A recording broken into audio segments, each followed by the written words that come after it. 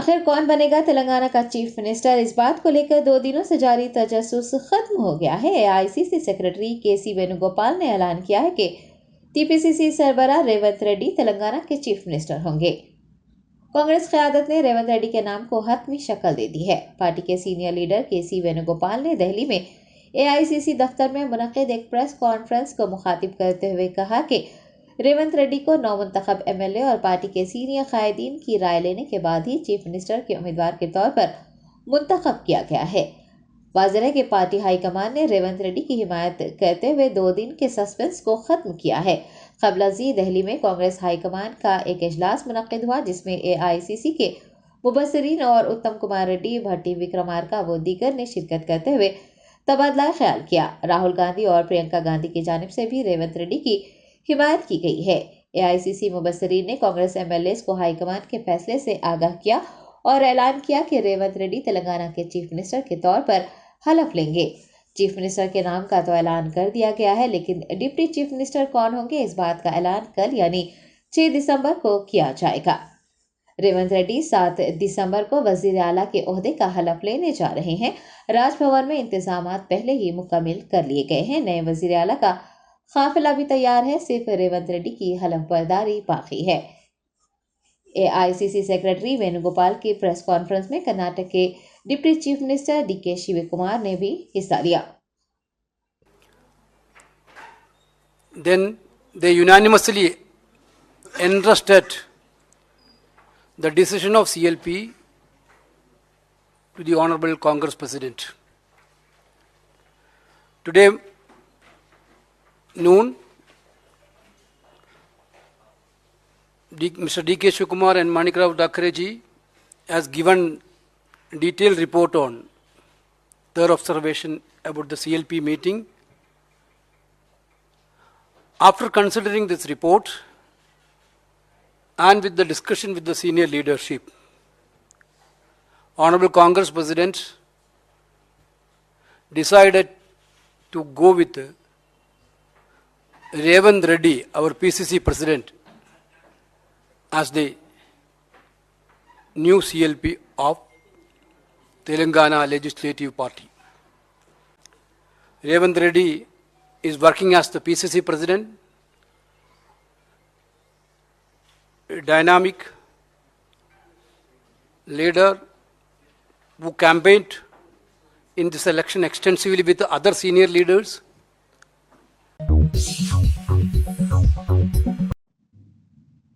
Telangana Pradesh Congress committee के senior vice president Mallu Ravi ने तेलंगाना जन समिति के सदर प्रोफेसर कोदंडाराम से मुलाकात की। तेलंगाना असेंबली इंतखाबात में कांग्रेस पार्टी को तेलंगाना जन समिति की भरपूर तायद हासिल रही।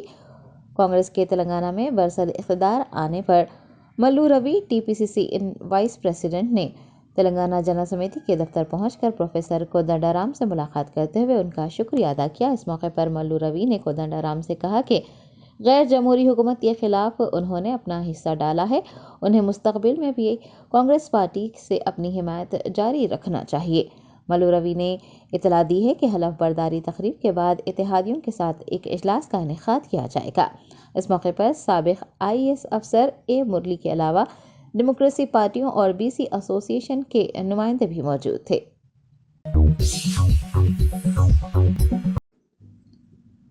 कुल हिंद मजलिस इत्तेहादुल मुस्लिमीन के हैदराबाद रुकने पार्लियामेंट बैरिस्टर असदुद्दीन ओवैसी ने लोकसभा में Jammu Kashmir reservation amendment bill और Jammu Kashmir reorganisation amendment bill की सख्ती से मुखालिफत की है। बैरिस्टर असदुद्दीन ओवैसी ने ऐवान में कहा कि वो दोनों बिल की मुखालिफत करते हैं, दोनों ही आइन के खिलाफ हैं। उन्होंने पूछा है कि हुकूमत कश्मीरी पंडितों के लिए रिजर्वेशन आखिर क्यों लाना चाह रही है। हुकूमत एक तरफ तो कहती है कि सिक्योरिटी का कोई खतरा नहीं है, अगर वाकई ऐसा है तो हुकूमत क्यों नामजद कर रही है। सदर मजलिस ने दफा 370 हटाने के बावजूद भी पड़ोस मुल्क से दहशतगर्दाना हमलों का जिक्र करते हुए कहा कि हुकूमत वहां अमन और अमान कायम होने का इदा कर रही है, लेकिन वहां पर सिक्योरिटी एहलकार मारे जा रहे हैं। उन्होंने हुकूमत से पूछा है कि वो जम्मू कश्मीर में असम्बली इंतखाबात कब मुनक़िद करवाएगी। असदुद्दीन ओवैसी ने जमहूरियत की बहाली के लिए फौरन इंतखाबात मुनक़िद करने का मुतालबा करते हुए दोनों बिलों की सख्ती से मुखालिफत कर दी।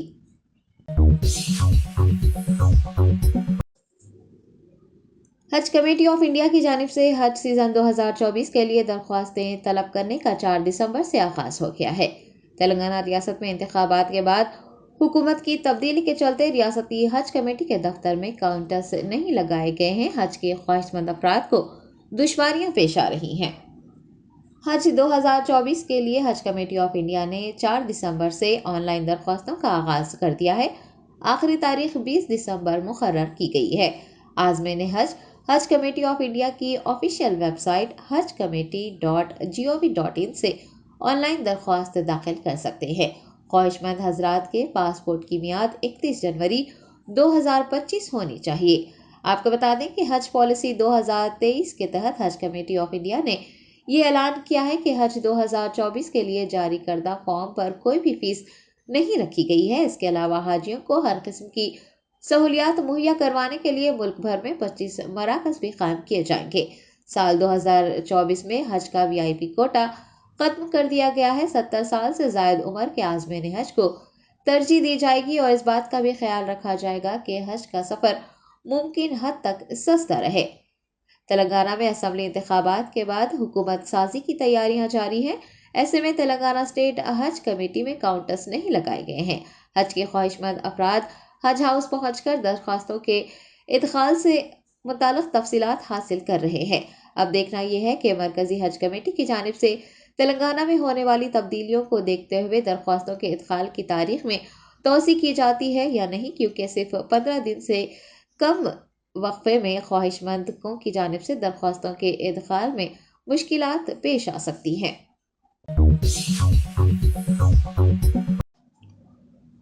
तेलंगाना ड्रग्स कंट्रोल एडमिनिस्ट्रेशन के अहदेदारों ने इंसदाद कैंसर के जाली अद्वियात बनाने वाले एक गिरोह को बेनकाब करते हुए 4 करोड़ 3 लाख रुपये मालियती अद्वियात जब्त कर ली हैं। तफसीलात के मुताबिक ड्रग्स कंट्रोल एडमिनिस्ट्रेशन तेलंगाना के अहदेदारों ने मचा बोलारम में इंसदाद कैंसर के जाली अद्वियात बनाने वाली एक कंपनी पर छापा मारकर करोड़ों रुपये मालियती अद्वियात जब्त किए हैं। बताया गया है कि जब्तशुदा अद्वियात एस्ट्राजेनेरिस प्राइवेट कंपनी की है, जिसका लाइसेंस जुलाई 2021 में ही मनसूख कर दिया गया था। लाइसेंस की मनसूखी के बावजूद कंपनी की जानिब से अद्वियात तैयार की जा रही थी। जब्तशुदा अद्वियात माह मार्च 2023 में तैयार की गई थी। ओहदेदारों ने अद्वियात को अपने कब्जे में लेकर इस सिलसिले में मजीद छानबीन शुरू की है।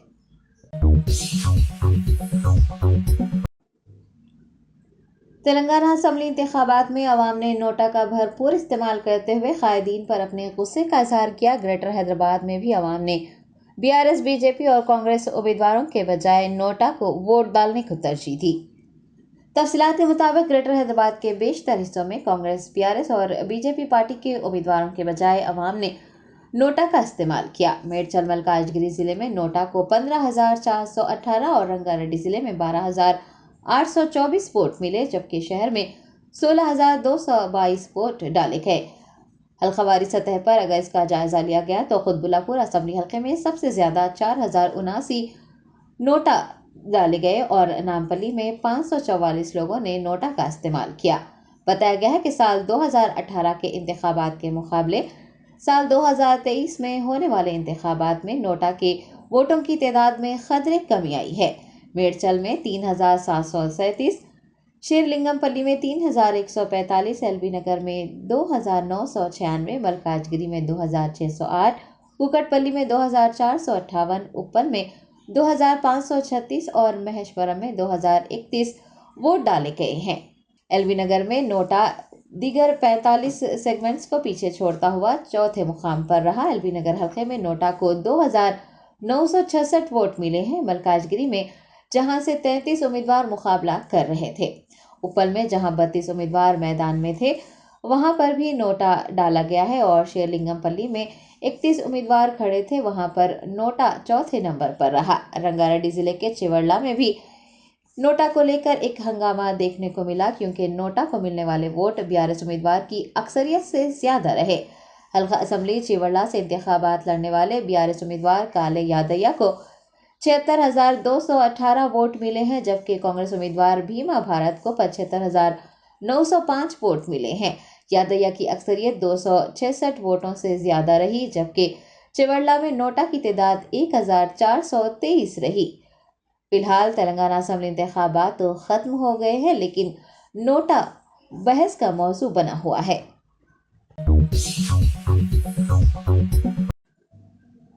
मजलिस बचाओ तहरीक के तर्जुमान अमजदुल्ला खान खालिद ने तेलंगाना में बरसर इक़्तिदार आने वाली कांग्रेस पार्टी को मुबारकबाद दी है और उम्मीद जताई है कि वो अक़लियतों से किए गए वादों को पूरा करेगी।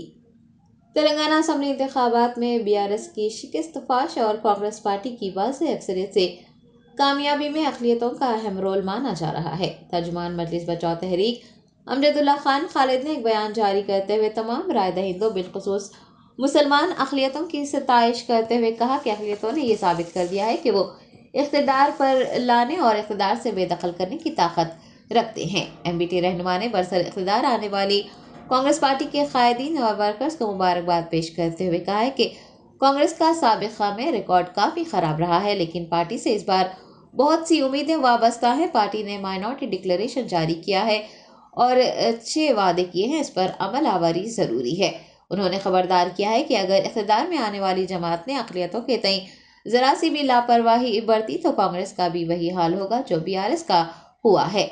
अमजदुल्ला खान खालिद ने कहा कि वो भी तेलंगाना के चीफ मिनिस्टर से मुलाकात करेंगे और शहीद करदा मसाजिद की तामीर का मुतालबा करेंगे।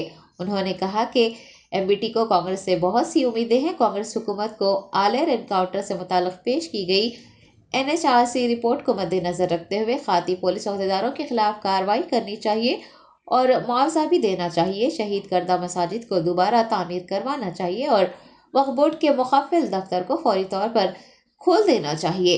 दरियासना तर्जुमान एमबीटी ने अपने बयान में 3 रियासतों में कांग्रेस की शिकस्त और तेलंगाना में बीआरएस की शिकस्त की वजूहात और एआईएमआईएम की हिकमत अमलियों पर भी तफसीली रोशनी डाली।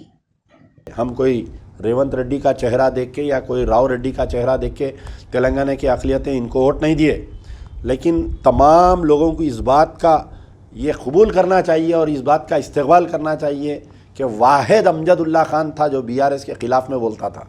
किसी की हिम्मत नहीं होती थी।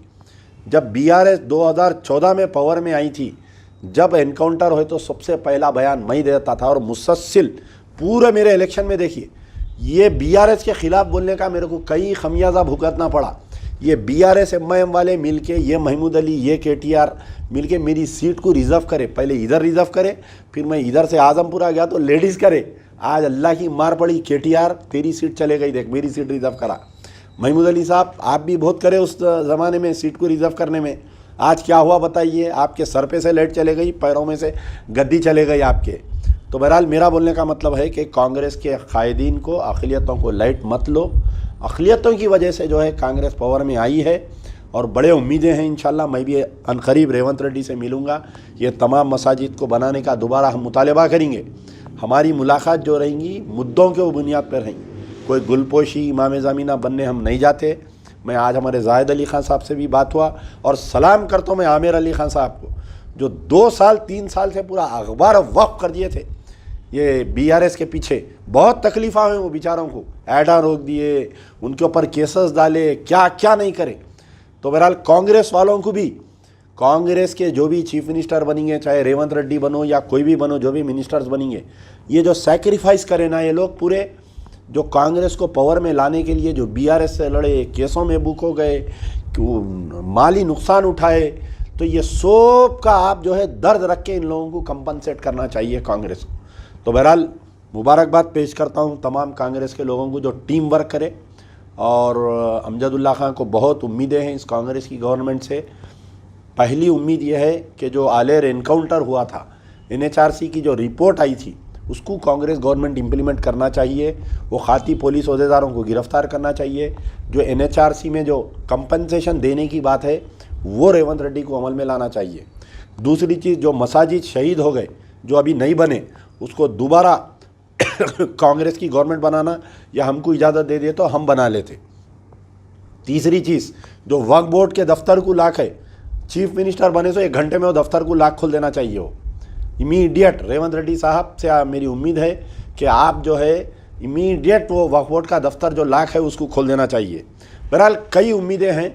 मैं पूरा एक चार्टर ऑफ डिमांड्स हम बना के चीफ मिनिस्टर से भी मुलाकात करेंगे और कांग्रेस के सरबराह जो भी है राहुल गांधी, प्रियंका गांधी को, उनको भी हम मुबारकबाद देके हमारे मुतालबात मनवाने की कोशिश करेंगे। इंशाल्लाह उम्मीद है अल्लाह ताला से कि अल्लाह ताला जो है हमारे बात मनवाने की हमें सलाहियत देंगे और कांग्रेस को भी, ये जो बीआरएस को मुसलमान सबक दिलाए उससे ये लोग भी सबक लेंगे इंशाल्लाह। यार जिंदा सोबत बाकी। कारवान असम्बली हल्के के कांग्रेस उम्मीदवार उस्मान अल-हाजरी ने वक्फ बोर्ड सीईओ ख्वाजा मोहिउद्दीन से मुलाकात करते हुए गार्डन व्यू वक्फ मॉल की तामीराती कामों की पेशरफ्त से मुताल्लिक़ तफसीलात हासिल की हैं। नामपल्ली इलाके में हज हाउस से मुत्तसिल इमारत गार्डन व्यू वक्फ मॉल का संग बुनियाद मुत्तहदा आंध्र प्रदेश के वज़ीर आला आनजहानी डॉक्टर YS राजशेखर रेड्डी के हाथों रखा गया था। इमारत की तामीर पर 66 करोड़ रुपये सर्फ किए गए। 9 सालों से इक़्तिदार में रहने वाली बीआरएस हुकूमत ने मुसलमान अक़लियतों से वादे तो किए लेकिन उन पर अमल करने में लापरवाही बरती। इंतखाबात के ऐलान से पहले यानी 7 अक्टूबर को इमारत की तज़ीन व आराइश के नाम पर 23 करोड़ रुपये मख्तस करने का ऐलान करते हुए तामीराती कामों का संग बुनियाद रखा गया, लेकिन कोई तामीराती काम नहीं किए गए। हत्ता कि इमारत के सेलर में कई फीट तक जमा पानी की नकासी भी नहीं हुई। कांग्रेस के तेलंगाना में इक़्तिदार में आने पर तवक्को है कि अक़लियतों की फलाह बहबूद के लिए ज़ेर तामीर इमारत के काम पाए तकमील को पहुँचेंगे। कांग्रेस रहनुमा उस्मान अल-हाजरी ने वक्फ बोर्ड दफ्तर पहुँचकर सीईओ से मुलाकात की और कामों की पेशरफ्त से मुताल्लिक़ पूछा, जिस पर वो कोई मुनासिब जवाब देने से क़ासिर रहे। जैसा कि आप वीडियोस में देख सकते हैं, वक्फ व्यू मॉल के अहाते में सिर्फ एक तख्ती नस्ब करने का काम किया गया है। इमारत के तहफ़्फ़ुज़ के लिए सबसे ज़रूरी काम इमारत की बुनियादों को कमज़ोर करने वाले पानी की नकासी तक नहीं की गई। उस्मान अल-हाजरी ने बीआरएस हुकूमत और वक्फ बोर्ड की कारकर्दगी पर तनकीद की है और उम्मीद जताई है कि इमारत की तामीर कांग्रेस दौरे हुकूमत में पाए तकमील को पहुँचेगी और इसके ज़रिए हासिल होने वाली रकम को ज़रूरतमंदों की फलाह बहबूद के लिए इस्तेमाल किया जाएगा। केसीआर ने जो मुसलमानों से धोखा दिया और मुसलमानों से जो हथेली में जन्नत दिखाया था, उसका पहला पोस्टमार्टम ये बिल्डिंग है गार्डन व्यू वक्फ कॉम्प्लेक्स, जिसको जनाब YS राजशेखर रेड्डी साहब के दौर में जनाब मोहम्मद अली शब्बीर साहब ने, जनाब फरीदुद्दीन साहब, उन सब ने हमारी गवर्नमेंट में ये 2009 में ये संग बुनियाद रखा। इसकी तामीर की तकरीबन 67 करोड़ रुपए से। और आप देखिए ये जितनी तामीरात जो हो चुकी है, ये जितनी तामीर हुई है कांग्रेस दौरे हुकूमत में हुई और किस तरह मुसलमानों से धोखा दिया केसीआर, ये सामने है मुसलमानों के।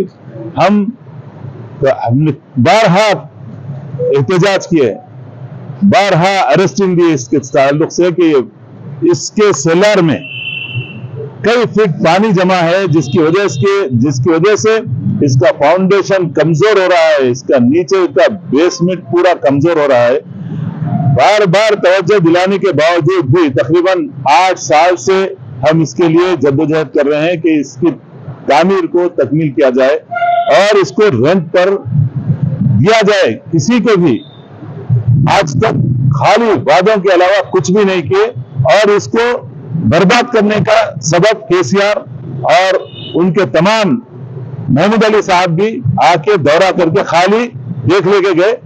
इलेक्शन से पहले, नोटिफिकेशन आने से पहले दोबारा वह अगर कुछ केसीआर किया मुसलमानों के लिए तो सिर्फ और सिर्फ ऐसे फाउंडेशन लगाया, आप आगे चल के देख सकते। और 23 करोड़ रुपए का ये जियो जारी किया उसने, ये 5 अक्टूबर 2023 ये जियो जारी किया और ये जियो देख सकते हैं आप 23 करोड़ रुपए से की लागत से इसकी तकमील होंगी।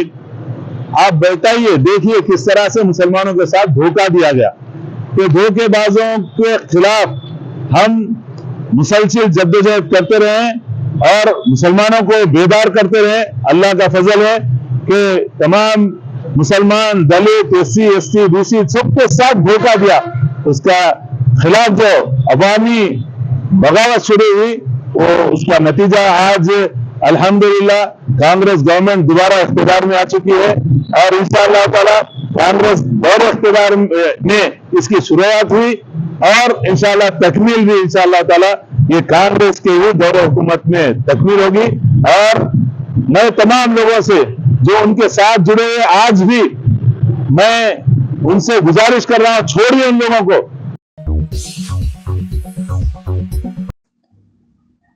शहर हैदराबाद के चंद्रानगुट्टा इलाके में एक नामालूम शख्स की जानिब से AIMIM के दफ्तर को आग लगाने की कोशिश का वाक़या पेश आया है। पुलिस इस वाक़े में मुलविस शख्स को तलाश कर रही है।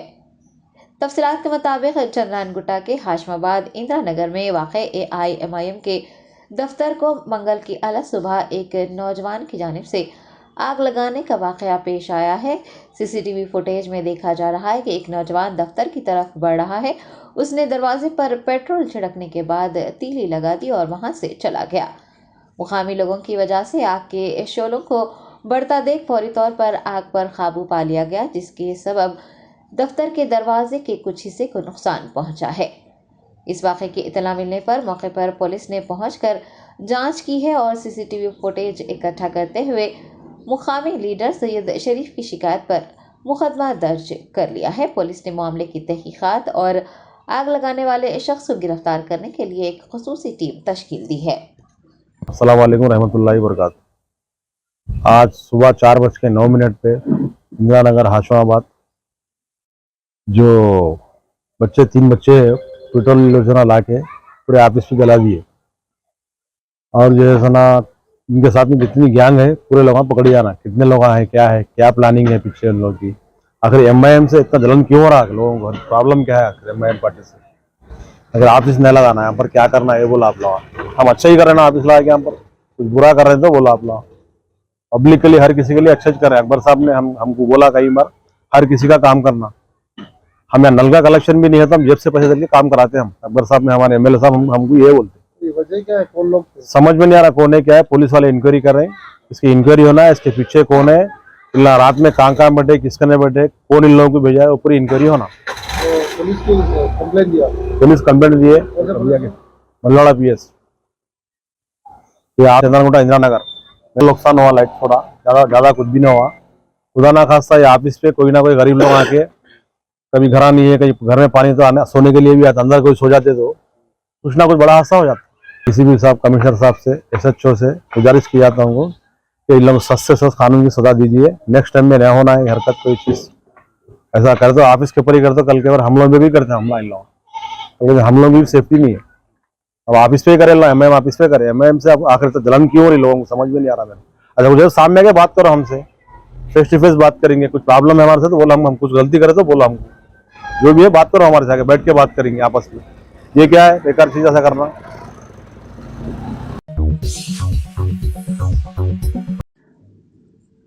कांग्रेस पार्टी के चारमीनार MLA उम्मीदवार मोहम्मद मुजीबुल्लाह शरीफ ने तमाम रायदही मराकज पर बोगस वोट डालने का इल्जाम लगाया है।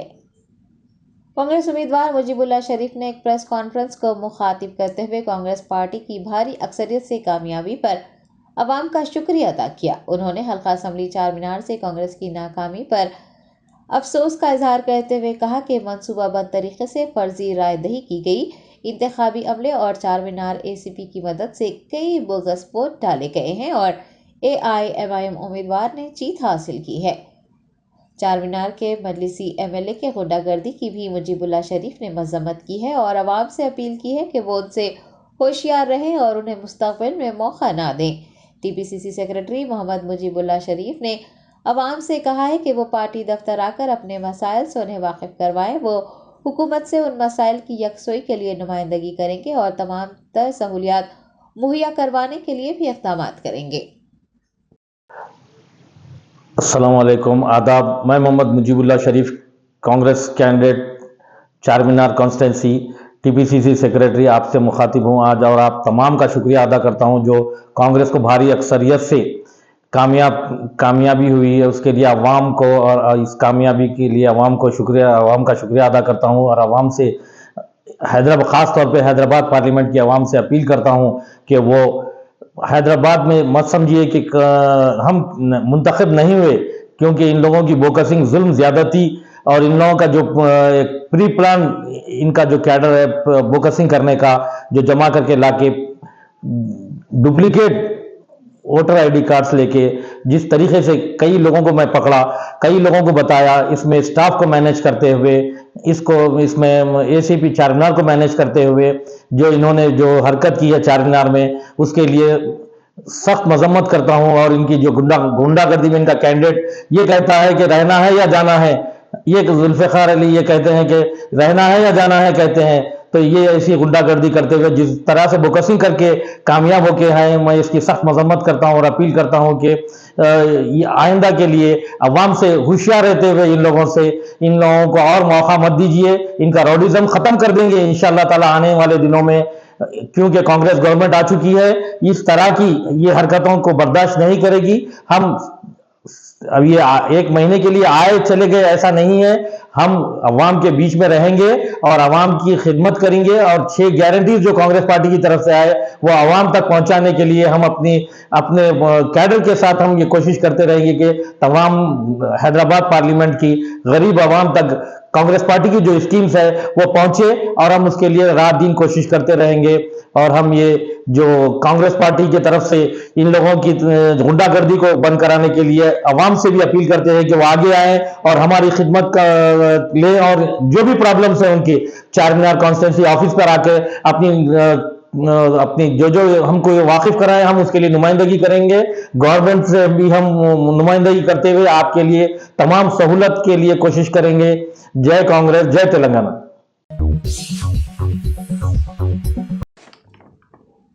हैदराबाद शहर के गुड्डी मलकापुर इलाके में शराब की दुकान खोलने पर मुकामी लोगों ने एतराज जताया है और हुकूमत से मुतालबा किया है कि वो रिहायशी इलाके में शराब की दुकान खोलने की इजाज़त न दें। मौसूला इतलात के मुताबिक गुड्डी मलकापुर प्रिया कॉलोनी में बिना इजाज़त शराब की दुकान खोलने की तैयारियां की जा रही हैं। रिहायशी इलाका होने, कई तिजारती इदारे होने और करीब में ही इबादत गाहें वाक़ होने की वजह से अवाम को अमन अमान में खलल पड़ने का खदशा है। मुकामी लोगों ने इसके खिलाफ एतराज़ किया है और हुकूमत से पुरजोर मुतालबा किया है कि वो रिहायशी इलाके में शराब की दुकान खोलने की हरगिज़ इजाज़त न दें। लोगों ने मीडिया को बताया कि बार मालिक की जानिब से उन्हें धमकियां दी जा रही हैं और इलाके के पुरसुकून माहौल को बरकरार रखने के लिए उन्होंने आसिफ नगर पुलिस स्टेशन में इसके खिलाफ शिकायत दर्ज करवाई है। मैं इधर ही गुड़मलकापुर में रहता हूँ, LIC कॉलोनी पे। हमारे को मालूम पड़ा इधर वाइन्स बोल रहा है, जो रेजिडेंशियल एरिया है। आप ही देख सकता है कैसा बना रहा है, पब जैसा बना रहा है, पूरा 2 फ्लोर में बना रहा है। इलीगल उसका परमिट है या नहीं हमको नहीं मालूम है। रात में ही शुरू कर दिया। हम उसको पूछा आज सुबह आको, क्या आपके पास परमिट है बोल को, हमारे को धमकी दे रहा है वो। అంటే భయపడిస్తాడు, నువ్వెవరు అడిగేదానికి, మాకు వాల్ సపోర్ట్ ఉంది, వీల్ సపోర్ట్ ఉంది అని చెప్పి మా ఇంటి అడ్రస్ అడుగుతున్నాడు వేరే వాళ్ళకి అందరికి ఫోన్ చేసి।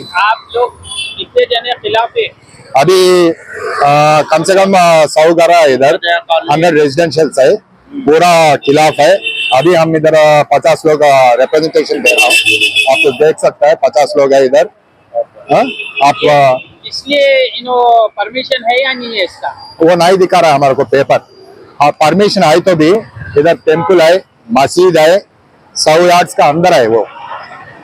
पूरा लोग फीमेल्स चलता है आता है, हर एक दिन 5000 लोग मंदिर को चलता है आता है।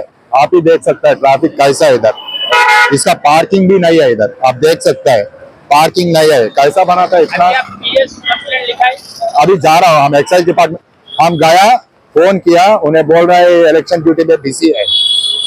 अभी 2 कांस्टेबल आया, उन्हें बोला रात में पूरा काम रुकने के लिए। अभी हम इलेक्शन ड्यूटी पे आए कहते पूरा बिजी है, सुबह जाको उसको रिटर्न कंप्लेंट दे रहा है। हम कोशिश करेंगे स्टे ऑर्डर लाने के लिए। ये एरिया कौन सा है सर? ये गुड़मलकापुर है, गुड़मलकापुर मेन रोड है, प्रिया कॉलोनी मेन रोड है। पूरा को धमकी दे रहा है खाली करने के लिए, ये लैंड ओनर और वाइन शॉप लाइसेंस होल्डर। आप देख सकते हैं पूरा, इसको भी धमकी दिया, 3 मंथ्स नोटिस दिया। ये देखो कॉलर। आसिफाबाद के RTC डिपो में DM डायल प्रोग्राम का इनेकाद किया जा रहा है। डिपो मैनेजर श्रीधर ने आवाम से कसी तादाद में शिरकत की अपील की है। Asifabad RTC depot manager Sridhar ने अपने एक बयान में कहा कि आसिफाबाद आरटीसी डिपो के अंदर मुसाफिरीन के मसाइल को हल करने के लिए 6 दिसंबर बरोज़ चहारशंबा डायल डीएम प्रोग्राम मुनक्किद हो रहा है। उन्होंने मुसाफिरों से ख्वाहिश की है कि वो शाम 4 बजे से शाम 5 बजे तक फ़ोन नंबर 9959226006 पर फ़ोन करें और अपने मशवरे और तजावीज़ात दें।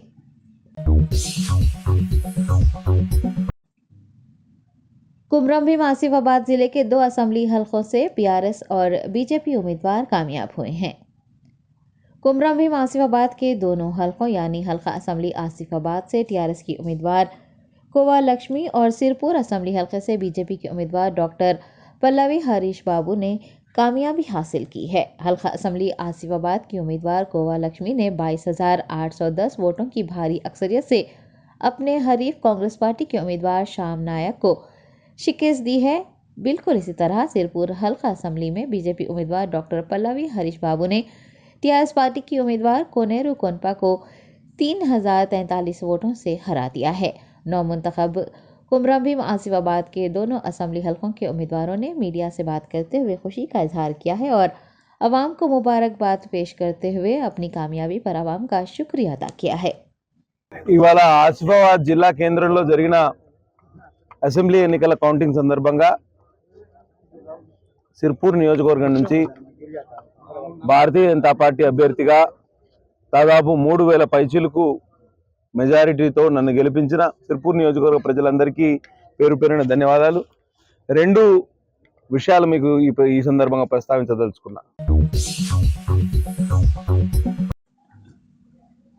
पड़ोस मुल्क पाकिस्तान की एक खातून हिंदुस्तानी नौजवान से शादी रचाने के लिए वाघा अठारी सरहद से हिंदुस्तान पहुंच गई। ससुराली रिश्तेदारों ने ढोल की ताप पर उसका इस्तकबाल किया। हिंदुस्तान में एक ऐसे वक्त जब फिर खवारियत बढ़ रही है। एक फिर खवाराना गिरोह को पाकिस्तान से बहुत नफरत है, लेकिन ऐसे में शादियां भी हो रही हैं जिसमें दुल्हा हिंदुस्तान से तो कभी दुल्हा पाकिस्तान से ताल्लुक़ रखने वाला है। हिंदुस्तान में जल्द ही एक और जोड़ा है जो शादी के बंधन में बनने जा रहा है और इस बार भी दुल्हन का ताल्लुक़ पाकिस्तान से ही है और दुल्हन का ताल्लुक़ हिंदुस्तान से है। दोनों की शादी पहले ही होनी थी, लेकिन दुल्हन को वीज़ा ना मिलने के सबब वो 5 दिसंबर को वाघा बॉर्डर के रास्ते हिंदुस्तान पहुंची है। मौसूला इतलात के मुताबिक कराची के रिहायशी अजमत इस्माइल खान की 21 साला दुख्तर जुवेरिया खानम को हिंदुस्तान का 45 दिन का वीज़ा दिया गया है। जुवेरिया की शादी कोलकाता के रिहायशी समीर खान के साथ तय पाई है। खानम को 45 दिन का वीज़ा 2 बार माजी में उनका वीज़ा मुस्तरद किए जाने के बाद दिया गया है। कोविड वबाई मर्ज के सबब भी शादी करने में 5 साल तक ताख़ीर हुई। 45 दिन के वीज़े में जोड़े की जानिब से तौसी के लिए भी दरख्वास्त दी जाएगी। जैसे ही जुवेरिया मंगल यानी 5 दिसंबर को वाघा बॉर्डर के ज़रिए हिंदुस्तान में दाखिल हुई, लड़के और उसके अफराद ख़ानदान ने ढोल की ताप पर उसका इस्तकबाल किया। Top selection computers sales and services technology के इस दौर में हम लाए हैं आपकी खिदमत में branded Dell, HP, desktop, laptop और सीसीटीवी कैमरा। 15 सालों से 3 से 5 लाख कस्टमर्स को सिंगल और bulk quantity wholesale price with latest generation school, colleges, corporate office को हम सप्लाई कर चुके हैं। इसके अलावा एक्सपर्ट इंजीनियर्स की निगरानी में रिपेयर चिप लेवल के सर्विसेज भी अवेलेबल है। अगर आप घर, दुकान और लोकेलिटी को क्राइम फ्री और सेफ रखना चाहते हैं तो हमसे इंस्टॉल करवाइए सीसीटीवी कैमरा, HD क्लैरिटी और वो भी बेस्ट क्वालिटी और बेस्ट प्राइस के साथ। और address Vijayanagar colony beside Ryan hotel, Hyderabad. Director Syed Rashid Ali Majid. Contact 9849715954।